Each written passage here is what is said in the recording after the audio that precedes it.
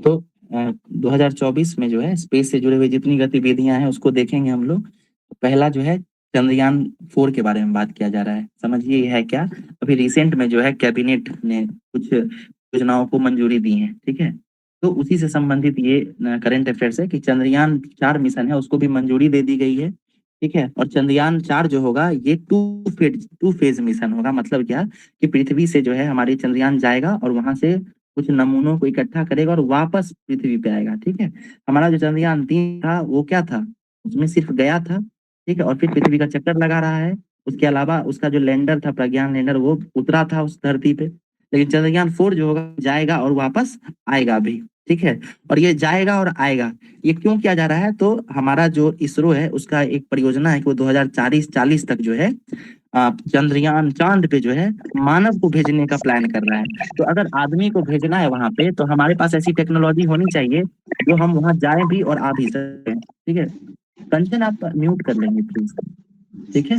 तो ऐसा ऐसा ऐसी टेक्नोलॉजी होनी चाहिए कि जब हम वहां जा भी सकें और वहां से आ भी सकें, ठीक है। तो इसके लिए जो है धीरे धीरे इसरो काम कर रहा है। चंद्रयान 4 उसी के क्रम में एक मिशन होगा जो यहाँ पृथ्वी से जाएगा और पृथ्वी पर फिर चांद से अपना नमूना लेके वहां से मिट्टी या कुछ पत्थर वगैरह लेके आएगा, ठीक है। तो ये चंद्रयान 4 समझ गए। कब तक जाने का प्लान है, साल 2028 तक। ठीक है, चलिए ओके, ठीक है। इस मिशन का अनुमोदन प्राप्त हो चुका है और 36 महीने के अंदर जो इसको पूरा करना है। 36 महीना मतलब 3 साल, तो ठीक है। आप 28 वगैरह बोले, ठीक ही। चलिए अगला है, देखिए वही मीटिंग में जो कैबिनेट की मीटिंग हुई है उसी मीटिंग में भारतीय अंतरिक्ष स्टेशन की बात हुई है। भारतीय अंतरिक्ष स्टेशन, अब भारत जो है वो एक अपना इंडिविजुअल अंतरिक्ष स्टेशन बनाने का सोच रहा है, ठीक है। कब तक बनाने का बात कर रहा है, तो ये बात हो रही है 2035 तक, ठीक है। 35 तक, ठीक है। यहाँ देखिए लिखा हुआ है 2035 तक एक परिलक्षित है ना, ऑप्शनल और सॉरी ऑपरेशनल, ठीक है, भारतीय अंतरिक्ष स्टेशन बनाने का प्रोग्राम है, ठीक है। तो ये याद रखिएगा, बस इतना ही हमारे लिए जरूरी है कि अंतरिक्ष स्टेशन कब तक बनेगा। तो ये 2035 तक बनेगा, लक्ष्य पूछ सकता है, ठीक है। आगे चलते हैं हम लोग, अगला क्या है 2040 तक। अब देखिए 2040 तक जो है ना भारतीय मानव युक्त चंद्र मिशन भी भेजने का प्लान कर रहा है। तो ये भी हम लोग बात कर चुके हैं, ठीक है। ये चंद्रयान 4, ठीक है, ये कब तक जाने का प्लान है, तो 36 महीने के अंदर 2028 तक आप बोले, ठीक है। स्पेस स्टेशन कब तक बनाने का प्लान है, 2035, ठीक है। और मनुष्य को चंद्रमा पर कब तक भेजना है, तो भेजना है 2040 तक। बहुत बढ़िया। अब अगला प्लान, बिल्कुल, अब अगला प्लान क्या है इसरो का, मून के बाद और स्पेस स्टेशन बनाने के बाद अगला प्लान है वीनस पे भेजने का, ऑर्बिटर मिशन भेजने का। ऑर्बिटर मिशन मतलब क्या, ये वीनस है और इसके आसपास चक्कर लगाने वाला सैटेलाइट भेजेगा, ठीक है। कुछ उतारेगा नहीं वीनस पे, बस अभी ऑर्बिटर मिशन भेजा, बस चक्कर लगाने वाला। जैसे हमारा चंद्रयान प्रथम जो था, चंद्रयान 1, वो क्या था, ऑर्बिटर मिशन था, वो हमारे मून का बस चक्कर लगाता था, ठीक है, ठीक है। कुछ पूछ रहे थे क्या आप नीरज? नो सर, म्यूट कर लीजिएगा नीरज। ओके, तो वीनस ऑर्बिटर मिशन है, ठीक है। वीनस पे भेजना है सैटेलाइट चक्कर लगाने के लिए। कब तक भेजा जाएगा, तो ये 2028 तक इसको भेजना है। एक चीज याद रखिएगा कि पृथ्वी के सबसे निकटतम कौन सा ग्रह है, तो ये मार्स नहीं है, मंगल नहीं, ये वीनस है ना। वीनस सबसे नजदीक है। वीनस का अपना कोई सैटेलाइट है, नेचुरल सैटेलाइट? नहीं।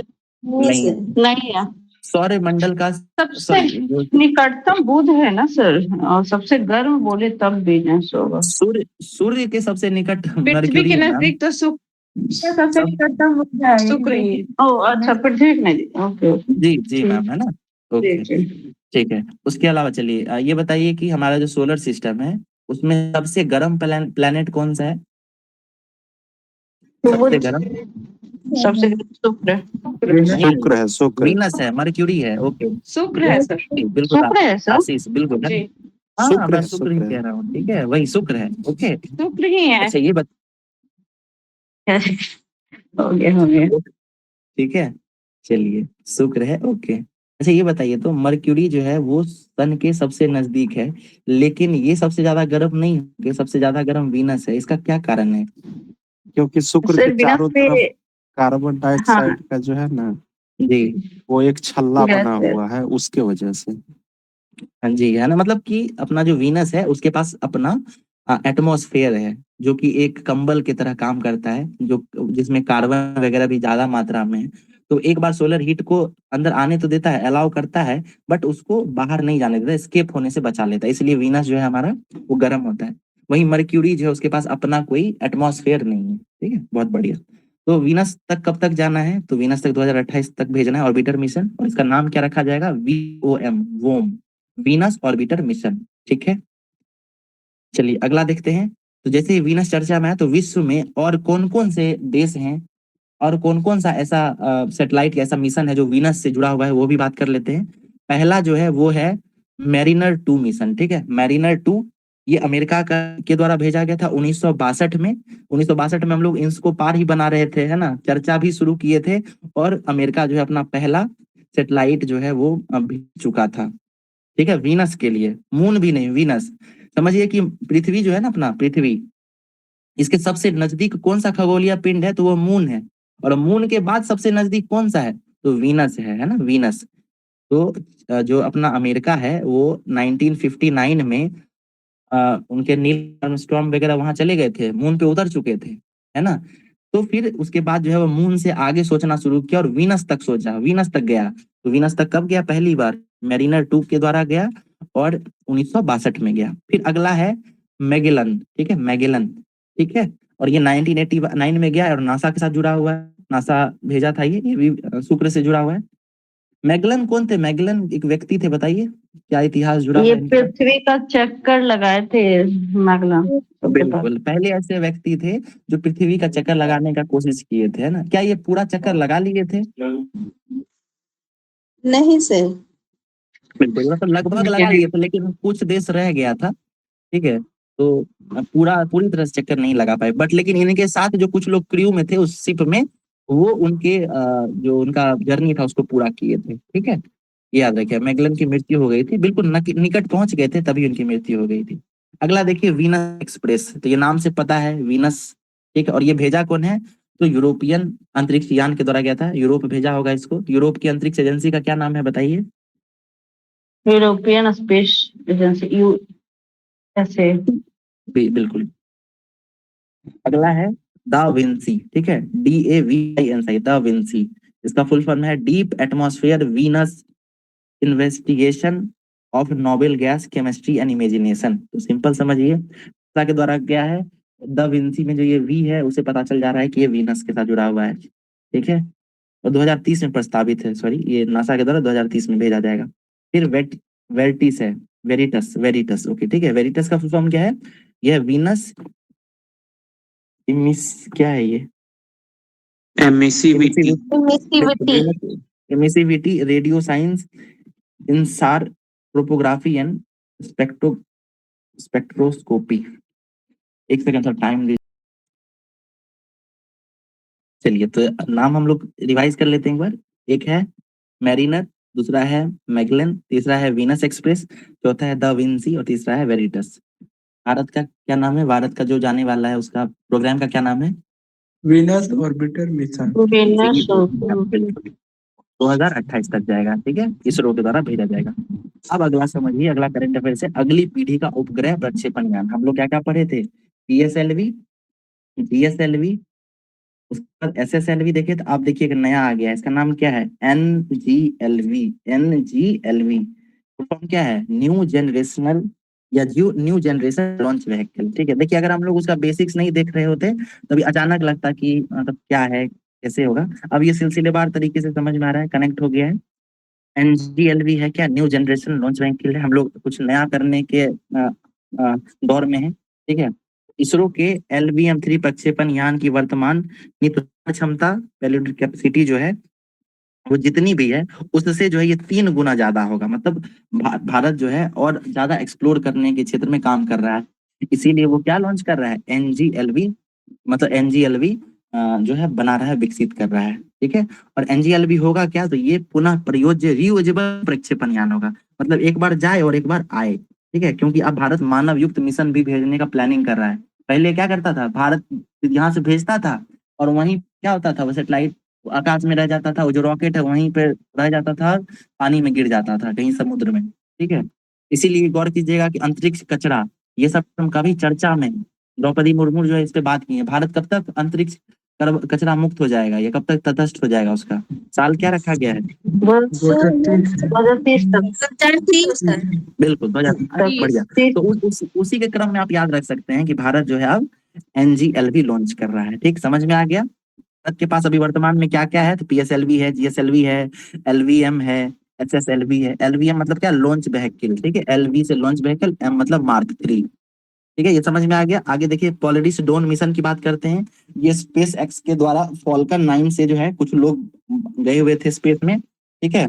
और उस यान का नाम क्या था, तो उसका नाम था ड्रैगन अंतरिक्ष यान। कितने लोग गए थे ड्रैगन अंतरिक्ष यान से, तो 4 लोग गए थे।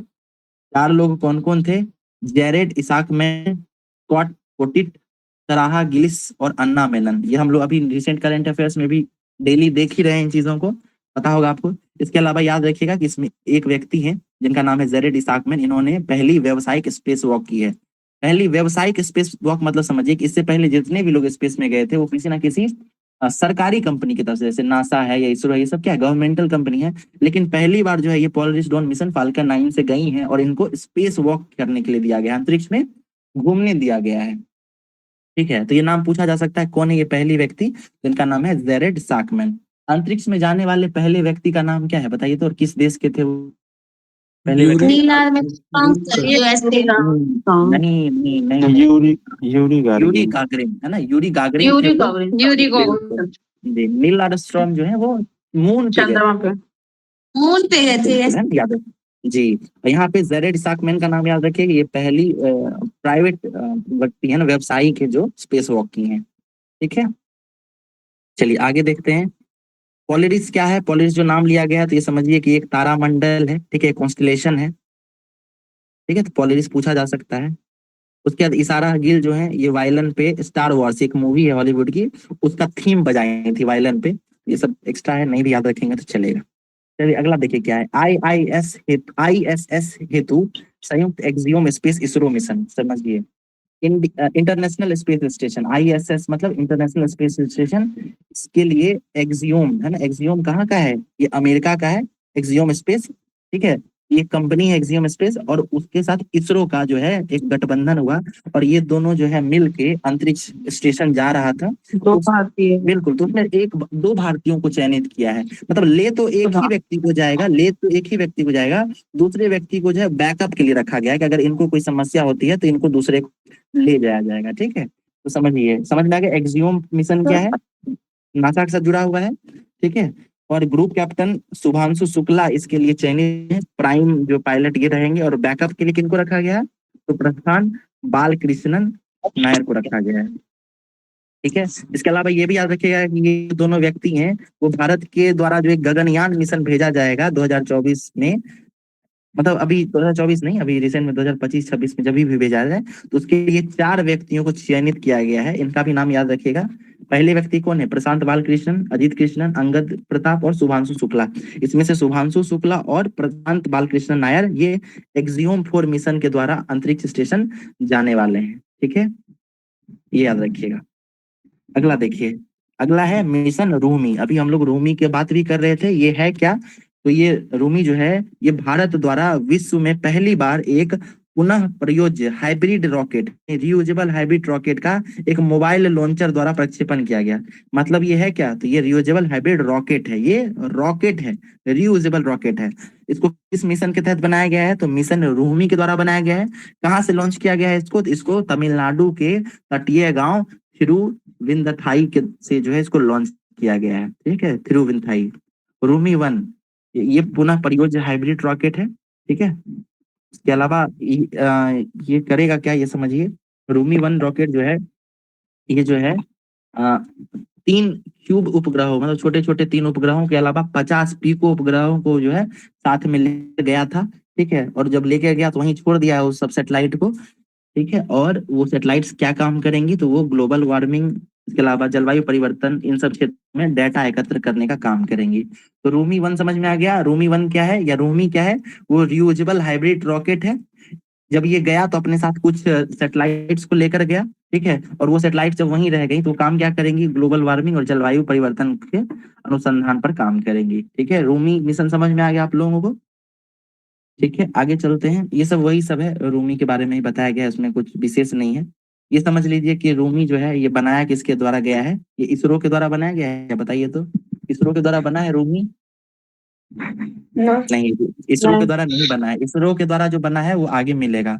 इसको बनाया कौन है, इसको चेन्नई तमिलनाडु स्थित स्पेस जोन इंडिया के मार्टिन ग्रुप के सहयोग से रूमी 1 रॉकेट का विकास किया गया है। ठीक है, स्पेस जोन इंडिया का मार्टिन ग्रुप के सहयोग से बनाया गया है। ठीक है, और इस रॉकेट को doctor APJ Abdul Kalam satellite launch vehicle mission 2023 के तहत लॉन्च किया गया है। ये आप स्किप कर सकते हैं, इतना इंपॉर्टेंट नहीं है। पूछेगा अभी तक तो सीधा दे देगा कि हाल ही में चर्चा में रहा रूमी क्या है, तो बता दीजिएगा क्या है। इसके अलावा हो सकता है पूछ दे कि रूमी का फुल फॉर्म क्या है, वो भी याद रखिएगा। ठीक है, आगे चलते हैं। अगला देखिए क्या है, SSLV D3 EOS-08 mission. SSLV full form क्या है, small satellite launch vehicle. D3 छोड़ दीजिए इसको, ये उसका वो कोड किया हुआ है। EOS क्या है, EOS का फुल फॉर्म क्या है, अर्थ ऑब्जर्वेशन सैटेलाइट। जैसे ही अर्थ ऑब्जर्वेशन का बात जैसे हुआ, ये अर्थ को ऑब्जर्व करेगा, मतलब ये किस ऑर्बिट में ले गया होगा सैटेलाइट को, किसी का तो ये एलईओ में बिल्कुल है ना। आप समझिए कि पहले रटना पड़ता होगा कि कहाँ गया, अब यहाँ आपको ऐसे ही समझ में आ जाएगा, इतना भी नहीं है। ठीक है, समझ जाइए कि जो SSLV और ऊपर से SSLV है, स्मॉल सैटेलाइट लॉन्च व्हीकल, बहुत दूर जा भी नहीं सकता है, तो ये कहाँ लेके गया होगा, ये लोअर ऑर्बिट में ही लेके गया होगा EOS-08 मिशन को। ये है क्या, तो अर्थ ऑब्जर्वेशन सैटेलाइट है EOS, 445 किलोमीटर के आसपास ले गया है इसको। ठीक है, यह उपग्रह चेन्नई स्थित स्टार्टअप स्पेस रिक्शा द्वारा विकसित किया गया था। ठीक है, नाम क्या देखिए, स्पेस रिक्शा, इसके द्वारा इसको बनाया गया था, इस सैटेलाइट को। सैटेलाइट का नाम क्या है, नाम है EOS-08। ठीक है, आगे चलते हैं, अगला करंट देखते हैं। SSLV जानते हैं क्या होता है आप लोग। अब आइए आप पुष्पक, अभी हम लोग किसका बात किए थे, रूहमी का। अब हम लोग बात करेंगे पुष्पक का, पुष्पक विमान है ना, पुष्पक का बात करें। ये इसरो के द्वारा बनाया गया है, और ये है क्या, ये रियूजेबल लॉन्च व्हीकल है। पूछ सकता है रूमी किसके द्वारा बनाया गया, तो रूमी किसके द्वारा बनाया गया था, क्या नाम था बताइए। Martin group. मार्टिन ग्रुप, बिल्कुल। और यहाँ जो है पुष्पक किसके द्वारा बनाया जा रहा है, तो ये इसरो के द्वारा बनाया जा रहा है। इसको कहाँ से लॉन्च किया गया है, चित्रदुर्ग कर्नाटक से, वहीं पे इसका प्रक्षेपण किया गया, वहीं पे इसको धनुष जो है, नहीं धनुष नहीं, धनुष फिर कहीं और मिलेगा मैम, है ना, ये अलग है। अच्छा जी ठीक है, अभी सब क्लियर हो जाएगा। तो यहाँ जो है पुष्पक समझ गए आप लोग क्या है, ये रियूजेबल है और ये इसरो के द्वारा बनाया गया है। ठीक, रियूजेबल लॉन्च प्रोग्राम क्या है, इसके बारे में ज्यादा डिटेल में बात नहीं करना है, वहीं बेसिक्स में हम लोग समझ चुके हैं कि वो क्या है, किस तरीके से काम करेगा। अब अगला देखिए, पूर्णतः 3D प्रिंटेड इंजन युक्त विश्व का पहला रॉकेट। ये आ गया, अभी जो आरती मैम बता रही थी वो, इसमें क्या है, 3D मुद्रित इंजन है, सिर्फ इंजन को 3D पेंटिंग से बनाया गया है, 3D टेक्नोलॉजी यूज करके सिर्फ इंजन को बनाया गया है। ठीक है, ये बनाया कौन है, तो ये बनाया है अग्निकुल कॉस्मोस प्राइवेट लिमिटेड। ठीक है, और नाम क्या दिया है, नाम दिया है अग्निवान। ठीक है, उस रॉकेट का नाम क्या दिया है, अग्निवान। उसको कहां से लॉन्च किया गया, उसको श्रीहरिकोटा से ही लॉन्च किया गया, लेकिन श्रीहरिकोटा के सतीश धवन से नहीं लॉन्च करके उसको कहां से लॉन्च किया गया, उसको उसका अपना पर्सनल लॉन्च पैड था जिसका नाम था धनुष, उसको धनुष से लॉन्च किया गया है। तो ये समझ में आ गया होगा आप लोगों को। दुनिया का पहला या भारत का पहला 3D प्रिंटेड युक्त विश्व का प्रथम रॉकेट कौन सा है, रॉकेट का नाम क्या है, अग्निवान। कंपनी कौन सी है जो कंपनी बनाया है, उसका नाम है अग्निकुल कॉस्मोस। लॉन्च पैड का नाम क्या है, धनुष लॉन्च पैड। ठीक है, समझ में आ गया। आगे चलते हैं, ब्लू ओरिजिन का NS-25 मिशन। अब ये समझिए, ये ब्लू ओरिजिन कंपनी क्या है, ये स्पेस के क्षेत्र में टूरिज्म करवाती है, ये जेफ बेजोस की कंपनी है। ठीक है, प्रोजेक्ट का नाम क्या है, NS-25, मतलब ये 25वीं बार लोगों को ले गया होगा घुमाने के लिए। ठीक है, मतलब 25 मतलब क्या कि 25th इसका कोई ट्रायल रहा होगा, लेकिन ये समझिए कि ये जो है 7वां मानव उड़ान था। ठीक है, 7th मानव उड़ान था।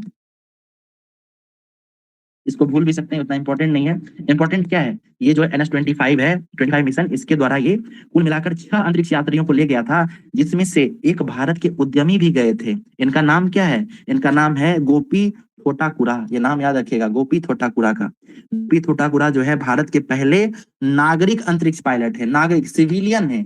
जो राकेश शर्मा की हम लोग बात किए थे वो ट्रेंड थे, पायलट थे, है ना, ट्रेंड थे वो मिलिट्री में थे पहले। लेकिन हमारे ये जो गोपी थोटाकुरा हैं ये पहले नागरिक हैं, ठीक है, ये हमारे सिविलियन हैं। और भारत की तरफ से जाने वाले ये दूसरे नागरिक है ना, दूसरे नागरिक हैं, पुरुष, मतलब पुरुष दूसरे हैं, याद रखिएगा ये। उसके अलावा देखिए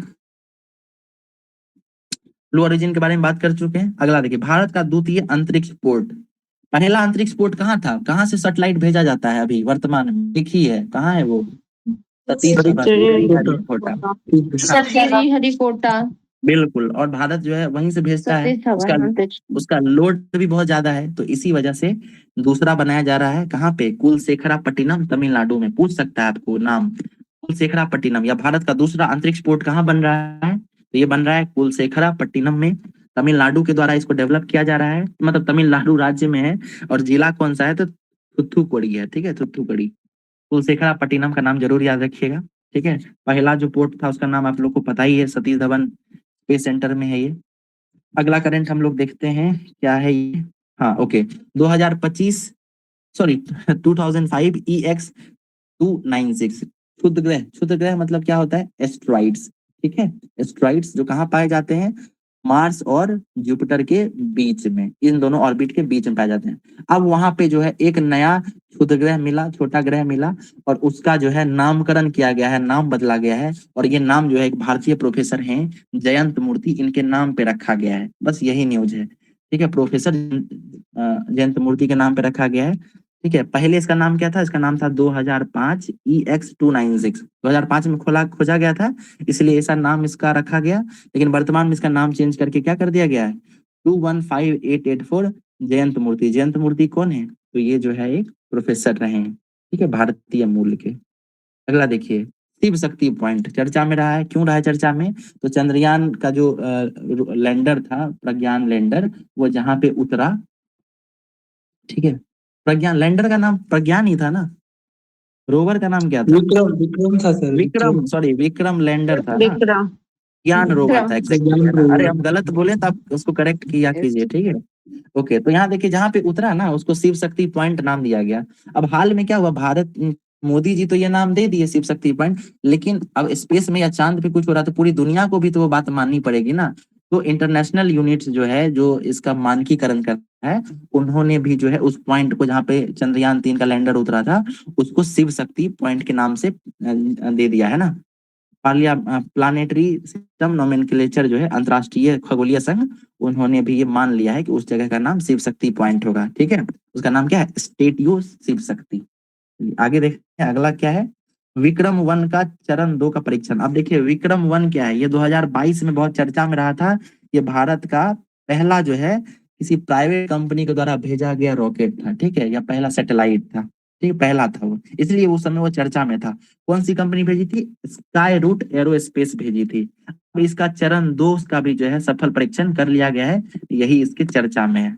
और एक चीज और याद रखिएगा कि इसका चरण 3 जो है वो पहले ही भेजा जा चुका था, ठीक है, वो सफल हो चुका है, यानी 1 और 3 भेजा जा चुका है। अभी हाल में 2 का सफल परीक्षण किया गया है, किस कंपनी के द्वारा, Skyroot Aerospace private limited के द्वारा। नाम क्या दिया गया है, विक्रम नाम इसका दिया गया है, ठीक है। अगला देखते हैं करंट अफेयर्स क्या है, क्या ये बहुत बढ़िया है, ओडिसियस, चंद्रमा पर लैंड करने वाला पहला निजी अंतरिक्ष यान। मतलब क्या, पहले नासा गया चांद पे, फिर चीन भी गया, भारत गया, रशिया गया, अभी हाल में जापान भी चला गया। लेकिन ये सब देश अपने सरकारी संस्थानों के साथ वहां पर गया था। पहली बार एक प्राइवेट कंपनी भी जो है अमेरिकी सतह को चंद्रमा की सतह को छू लिया है। और उस कंपनी का नाम क्या है, उस कंपनी का नाम क्या है, इंट्यूटिव मशीन्स, ठीक है, कंपनी का नाम है इंट्यूटिव मशीन्स, ठीक है। और उसका डीसीएस जो है यान था, हम पढ़ देते हैं इसको। ओडिसियस जो है चंद्रमा की सतह पर सफलतापूर्वक लैंड करने वाला विश्व का पहला निजी अंतरिक्ष यान बन गया है, ठीक है। ये स्पेस एक्स के फाल्कन 9 रॉकेट से ही गया था, ठीक है। और इंट्यूटिव मशीन नाम की एक वाणिज्यिक कंपनी है, उसने ही इसको डेवलप किया है। तो ये समझ, इतना ही काफी है। ओडिसियस हो सकता है पूछ दे, चर्चा में रहा है, अमेरिका का है, प्राइवेट कंपनी है, पहली बार ये वहां गया था, ठीक। हैप्स का सफल परीक्षण, हैप्स क्या है ये समझिए। HAP HEPS. CSIR जो है एक स्यूडो सैटेलाइट बना रहा है, ठीक है। स्यूडो मतलब क्या आता है बताइए, स्यूडो किसी को पता है? स्वतः जो कर लेता है ना, स्वतः, उसको स्यूडो कहते हैं। आत्महत्या को क्या कहते हैं? सुसाइड कहते हैं, सुसाइड। उसमें स्यूडो है ना, स्वतः जो है उसको स्यूडो कहते हैं। समझिए क्या है। एक चीज बताइए कि हमारा अर्थ है, ठीक है, ये अर्थ है हमारा, ठीक है। अब हमको अगर स्पेस में जाना है तो हम क्या भेजेंगे? सैटेलाइट भेजेंगे ना। और हमको एकदम निचले स्तर पर कुछ करना है तो हम क्या करते हैं? नजर रखना हो तो ड्रोन भेज देते हैं। लेकिन हमको एक बात बताइए कि ये इस बीच का इतना बड़ा जो क्षेत्र है, अगर हमको इस जगह पे कुछ भेजना हो बीच में, तो हम क्या करेंगे? हमको अगर मान के चलिए कुछ 50 किलोमीटर या 80 किलोमीटर 100 किलोमीटर के हाइट पे अगर कुछ भेजना हो, वहां पे अगर हमको कोई अपना डिवाइस रखना है, तो क्या ड्रोन उतनी ऊपर जाएगा? नहीं जा सकता है। क्या सैटेलाइट उतने नीचे रह पाएगा? नहीं रह सकता है। तो क्या हो रहा है कि एक जो है इसरो ने, सॉरी इसरो कहते हैं, CSIR ने एक खास प्रकार का एक स्यूडो सैटेलाइट डेवलप किया है, जो इस बीच का जो दूरी है जहाँ पे अभी तक भारत के पास टेक्नोलॉजी नहीं था कि कुछ वहां पे रख सके, कुछ भेज सके, तो भारत ने वो भी डेवलप कर लिया है। इसका नाम क्या दिया? Pseudo satellite, HEPS. हैप्स ये अनमेन्ड एरियल व्हीकल होगा, UAV, ठीक है। और ये क्या करेगा? वही बीच के क्षेत्र में रहेगा, ये ड्रोन से ऊपर और सैटेलाइट से नीचे वाला जो क्षेत्र है वहां पे ये रहेगा। इसका उपयोगिता क्या होगा? क्यों वहां पे रखना है? तो वहां पे निरीक्षण के लिए, निगरानी के लिए, आपदा प्रबंधन में हेल्प कर सकता है, ठीक है। तो इसके लिए जो है ये स्यूडो सैटेलाइट्स भेजा जाएगा। इसका नाम क्या है? हैप्स है। डेवलप कौन किया है? CSIR इसको डेवलप किया है, ठीक है। CSIR का नेशनल एरोस्पेस लेबोरेटरीज बेंगलुरु के द्वारा डेवलप किया गया है। अगला देखिए क्या है? GSLV F14 INSAT 3DS। समझिए क्या है GSLV, फुल फॉर्म समझते हैं आप लोग। F14 इसका कोड होगा, मतलब इंडियन नेशनल सैटेलाइट होगा। 3DS इसका नाम है, और मिशन तो आप समझते ही हैं। अब इनसैट 3DS है ना, ये बताइए ये है क्या? नाम से पता चल रहा है कि ये आपको मौसम से संबंधित है। जैसे ही मौसम से संबंधित है, बताइए किस किस ऑर्बिट में गया होगा? ये मौसम से जुड़ा हुआ है। मौसम एलियो में नहीं, मौसम, अरे मौसम मौसम वाला एलियो। जियो जियो में हाँ बिल्कुल है ना, मौसम से जियो में संबंधित, ठीक है। चलिए आगे देखिए, समझिए क्या है। वो गया है इनसेट 3, ये मौसम विज्ञान से संबंधित जो जानकारियां देगा। और इसके अलावा ये डिजास्टर वार्निंग, मतलब होता है ना मौसम से संबंधित या डिजास्टर वगैरह, तो ग्लोबल वार्मिंग इन सब से जुड़ा हुआ ये देगा। इसको यहाँ से देखिए, ये पॉइंट जरूर याद रखिएगा कि ये इनसेट भेजा किसके द्वारा गया है? ये पृथ्वी विज्ञान मंत्रालय के द्वारा भेजा गया है। इसको स्पेस एंड टेक्नोलॉजी मंत्रालय वो नहीं भेजा है, एनवायरमेंट वाला नहीं भेजा है। इसको कौन भेज रहा है? इसको भेज रहा है पृथ्वी विज्ञान मंत्रालय, ठीक है। ये मंत्रालय का नाम भी आप लोग याद रखिएगा, पृथ्वी विज्ञान मंत्रालय इसको भेज रहा है। पूरी तरह से वित्त पोषित, सारा पैसा यही दिया है, ठीक है। आगे चलते हैं। PSLV C58 एक्सपोसेट मिशन है, ठीक है। एक्सपोसेट, PSLV फुल फॉर्म जानते हैं, C58 कोड है। एक्सपोसेट इसके बारे में हम लोग वैसे बात कर चुके हैं। ये गया कब था? 1 जनवरी 2024 को गया था। इसका फुल फॉर्म क्या है? इसका फुल फॉर्म है एक्सरे पोलैरीमीटर सैटेलाइट, ठीक है। एक्सरे पोलैरीमीटर सैटेलाइट ये पहला ऐसा वैज्ञानिक उपग्रह है जो खगोलीय स्रोतों से एक्सरे उत्सर्जन का पता लगाएगा, ठीक है। इसके अलावा ये अपने साथ कुछ पेलोड लेके गया था, ठीक है। तो दो पेलोड है, एक का नाम है पॉलिक्स और दूसरे का नाम है एक्सपेक्ट, ठीक है। सब इंपॉर्टेंट उतना ज्यादा नहीं है, बस सिंपल याद रखिएगा क्या है। अब समझिए कि एक्सपोसेट जो है, जब ये गया अंतरिक्ष में 1 जनवरी को, तो सैटेलाइट तो एक्सपोसेट जो वो तो लॉन्च कर दिया, ये हमारा PSLV C58 सैटेलाइट तो लॉन्च हो गया। लेकिन उसके अलावा जो ये हमारा PSLV 68 है ना, वो क्या होता? वो गिर के समुद्र में चला जाता। लेकिन इस बार इसरो क्या की है, इसको इसको खत्म नहीं करके इसको कुछ और भी चीजों के लिए यूज कर लिया। क्या यूज की है? जैसे ही एक्सपोसेट अपने ऑर्बिट में चला गया, बस वहां से जो है PSLV C58 के द्वारा ये पोएम 3 मिशन शुरू कर दिया गया। पोएम 3 है क्या? ये PSLV ऑर्बिटल एक्सपेरिमेंटल मॉड्यूल है। एक्सपेरिमेंट कर रहा है अभी इसरो कि हमारा जो है PSLV, क्या वो सैटेलाइट भेजने के बाद बेकार हो जाएगा? तो कह रहा नहीं, बेकार नहीं होगा। उसको हम लोग सैटेलाइट भेजने का एक काम पूरा कर दिए। अब हम उस सैटेलाइट को, अब हम उस लॉन्च व्हीकल को क्या करेंगे?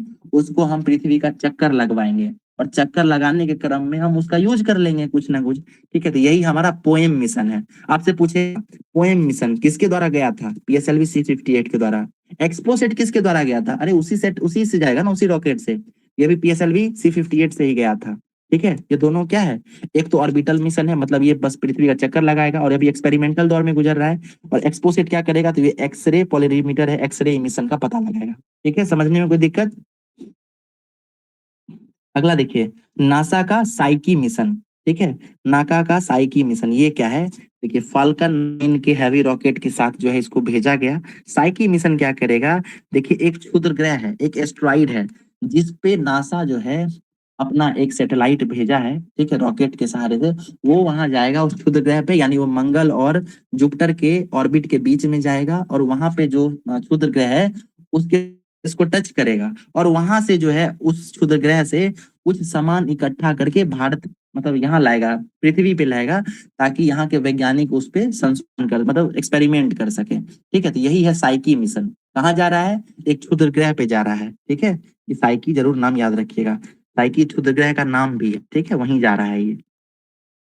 ठीक है, आगे चलते हैं, अगला करंट अफेयर्स देखते हैं। यूरोप का प्रथम निजी रॉकेट, देखिए नाम कह सकता है, हाल ही में चर्चा में रहा म्योरा, क्या है, ये यूरोप का पहला निजी रॉकेट है। किसके द्वारा भेजा गया है, तो ये एक स्पेनिश कंपनी है जिसका नाम है PLD स्पेस, उसके द्वारा भेजा गया है। ये भी पुनः प्रयोज्य है, रीयूजेबल रॉकेट है। नाम क्या है, म्योरा 1। कल हम पूछेंगे, ये सब हम याद करवा देंगे। ठीक है, घबराइएगा नहीं। म्योरा 1 यहाँ पे याद रखिएगा, ये यूरोप का एक देश है स्पेन, उसके प्राइवेट कंपनी के द्वारा भेजा गया, और ये यूरोप का पहला निजी रॉकेट है। ठीक है, आगे देखिए, भारत का पहला निजी रॉकेट कौन सा था, बताइए तो। विक्रम 1। बिल्कुल, किस कंपनी के द्वारा भेजा भेजा गया था ये, स्काई रूट था एक। स्काई रूट है सर।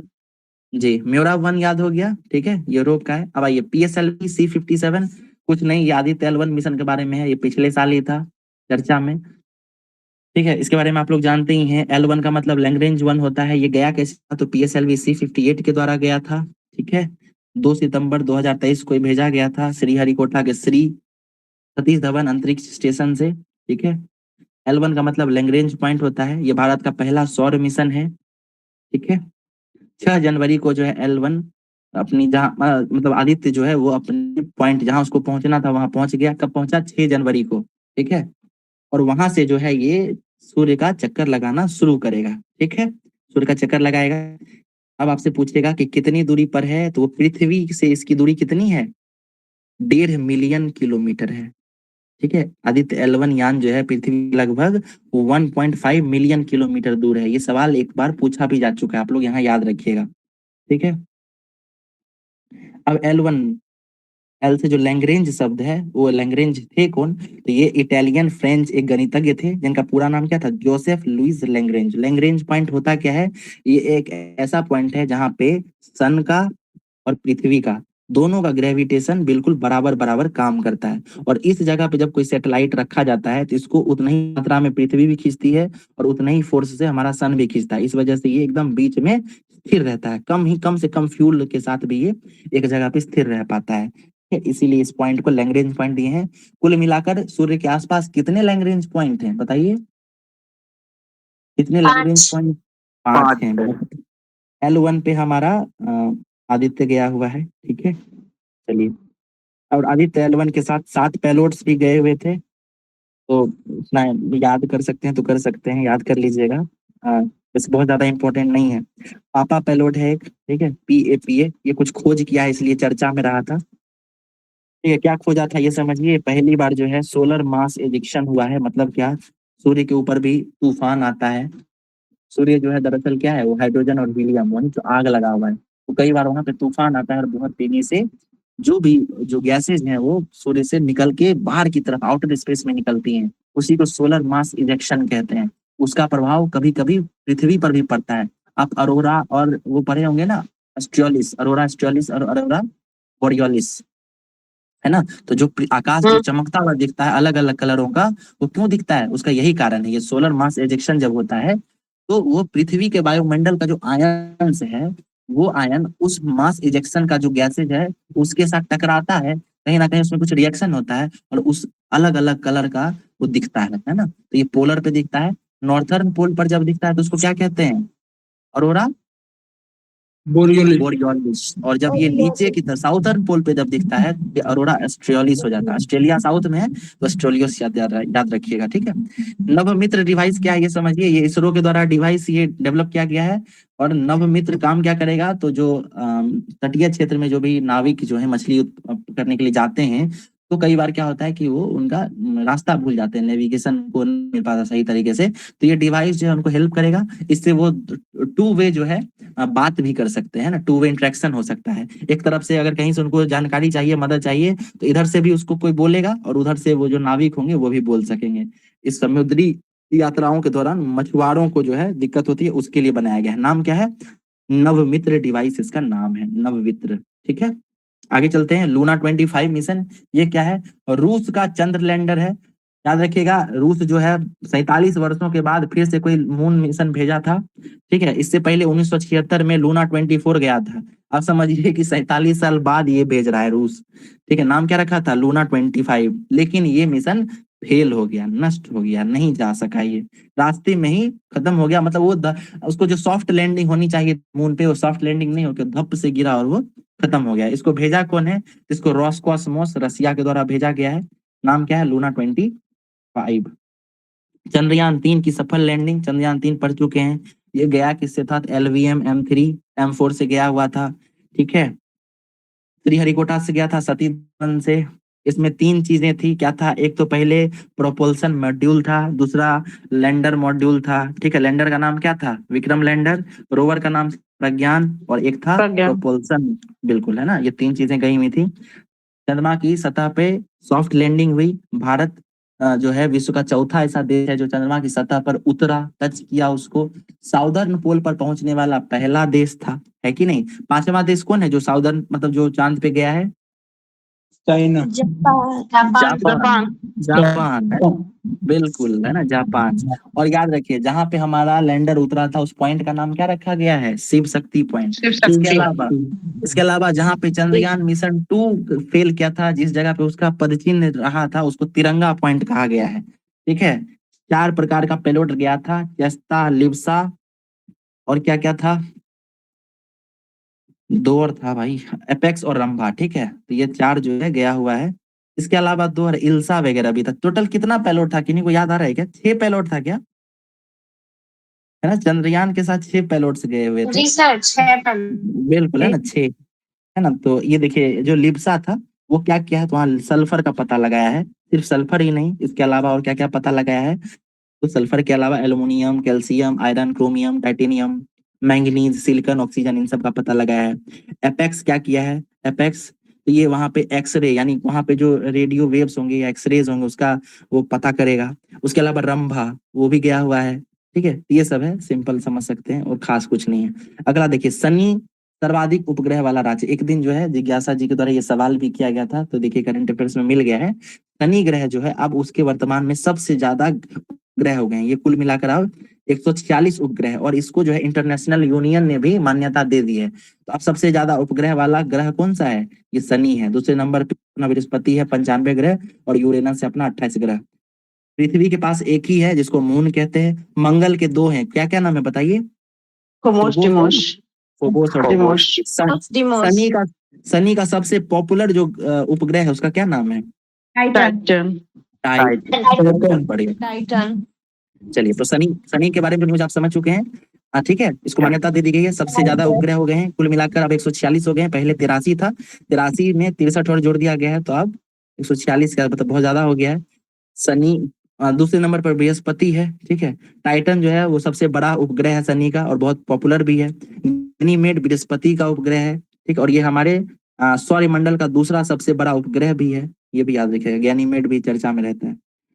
ओके, तो इस तरीके से जो है हम लोगों ने स्पेस से संबंधित जितने भी करंट अफेयर थे जो बहुत इंपॉर्टेंट थे, इसके अलावा भी बहुत कुछ था। ठीक है, लेकिन जो भी बहुत इंपॉर्टेंट था, ऐसा 25-26 लिस्टिंग था, वो हम लोगों ने कवर कर लिया है। इसको आप जो है मैगजीन से सर के द्वारा, रुपेश सर होंगे तो वो आपको प्रोवाइड करा देंगे इसका PDF। आप उसको देखिएगा, चैनल पे आप वीडियो देखिएगा, तो उससे भी आपका रिवीजन हो जाएगा। 1 से 2 बार देखेंगे तो ये क्लियर हो जाएगा। बहुत कुछ याद भी होगा आप लोगों को, बहुत कुछ अभी नया मिला होगा।